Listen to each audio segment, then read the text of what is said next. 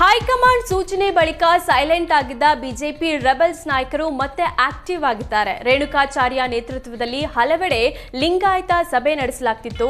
ಇದಕ್ಕೆ ತಿರುಗೇಟು ನೀಡಲು ರೆಬೆಲ್ಸ್ ಟೀಮ್ ಕೂಡಲ ಸಂಗಮದಲ್ಲಿ ಲಿಂಗಾಯತ ಸಮಾವೇಶ ನಡೆಸಲು ಸಿದ್ಧತೆ ನಡೆಸಿದ್ದಾರೆ.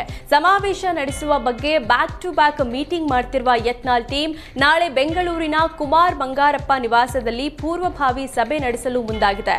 ನಾಳೆ ನಡೆಯುವ ಸಭೆಯಲ್ಲಿ ಸಮಾವೇಶ ದಿನಾಂಕ ನಿಗದಿ ಮಾಡುವ ಬಗ್ಗೆ ಚರ್ಚೆ ನಡೆಯುವ ಸಾಧ್ಯತೆ ಇದೆ. ರಾಜೀನಾಮೆ ನಿರ್ಧಾರದಿಂದ ಸಭಾಧ್ಯಕ್ಷ ಬಸವರಾಜ ಹೊರಟ್ಟಿ ಹಿಂದೆ ಸರಿದಿದ್ದಾರೆ. ಈ ಬಗ್ಗೆ ಹುಬ್ಬಳ್ಳಿಯಲ್ಲಿ ಮಾಧ್ಯಮಗಳ ಜೊತೆ ಮಾತನಾಡಿದ ಸಭಾಪತಿ ಬಸವರಾಜ ಹೊರಟ್ಟಿ, ರಾಜ್ಯಪಾಲರು, ಮಂತ್ರಿಗಳು, ಸಾಹಿತಿಗಳು ನನ್ನ ಜೊತೆ ಮಾತನಾಡಿದ್ರು. ಮಾರ್ಚ್ 27ರಂದು ಸಭೆ ನಡೆಸಿ ತೀರ್ಮಾನ ಮಾಡೋಣ ಅಂದಿದ್ದಾರೆ.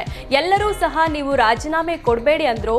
ಬಜೆಟ್ ಮೇಲೆ ಸಿಎಂ ಉತ್ತರ ಕೊಟ್ಟ ನಂತರ ಹನಿ ಟ್ರ್ಯಾಪ್ ಉತ್ತರ ಕೊಡಿಸ್ತೇನೆ ಅಂದಿದ್ದೆ. ಗದ್ದಲದ ನಡುವೆಯೂ ಬಿಲ್ ಪಾಸ್ ಮಾಡಲಾಗಿದೆ. ಚರ್ಚೆ ಆಗದೆ ಈ ರೀತಿ ಗದ್ದಲದಲ್ಲಿ ಬಿಲ್ ಪಾಸ್ ಆಗಬಾರದು ಅಂತ ಹೊರಟ್ಟಿ ಹೇಳಿದ್ರು.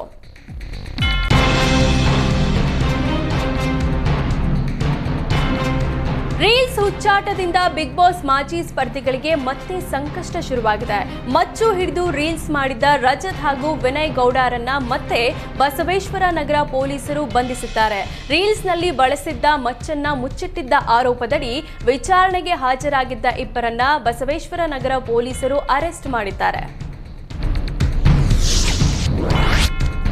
ಸಂವಿಧಾನ ಬದಲಾವಣೆ ಮಾಡ್ತೇವೆ ಎಂಬ ಡಿಸಿಎಂ ಡಿಕೆ ಶಿವಕುಮಾರ್ ಹೇಳಿಕೆ ಖಂಡಿಸಿ ಮೈಸೂರಿನಲ್ಲಿ ಬಿಜೆಪಿ ನಾಯಕರು ಪ್ರತಿಭಟನೆ ನಡೆಸಿದರು.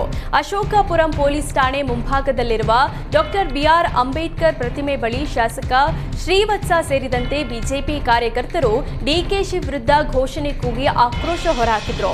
ಕೂಡಲೇ ಡಿಸಿಎಂ ಡಿಕೆ ಶಿವಕುಮಾರ್ ರಾಜೀನಾಮೆ ಕೊಡಬೇಕು ಅಂತ ಆಗ್ರಹಿಸಿದ್ರು.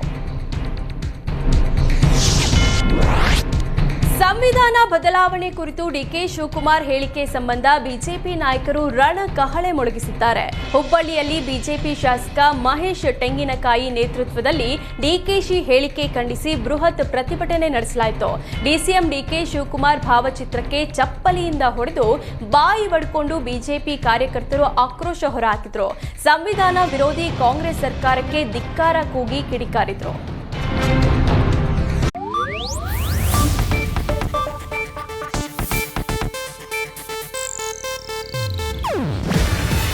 ಇದು ಏಷ್ಯಾನೆಟ್ ನ್ಯೂಸ್ ನೆಟ್ವರ್ಕ್ ಪ್ರಸ್ತುತಿ. ನೀವು ನೋಡ್ತಿದ್ದೀರಾ ಏಷ್ಯಾನೆಟ್ ಸುವರ್ಣ ನ್ಯೂಸ್.